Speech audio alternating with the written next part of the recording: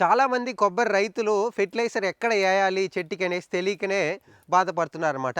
అందుకనే ఈరోజు ఒక ఫార్మర్‌ని తీసుకొచ్చి మీకు ఎక్కడ రైట్ అయిన ఫెర్టిలైజర్ వేయాలనేసి చెప్దామనేసి అడిగితే ఆయన చెప్పిన మాట ఏంటంటే, సో ఇలాంటి ఒక కొబ్బరి చెట్టుని వచ్చిన లీఫ్‌ని కట్ చేసుకొని, సార్ దీన్ని ఇక్కడ మీరన్నట్టు ఇక్కడ పెట్టుకొని కరెక్ట్‌గా ఎన్ని అడుగు వచ్చిస్తది సార్ ఇక్కడ?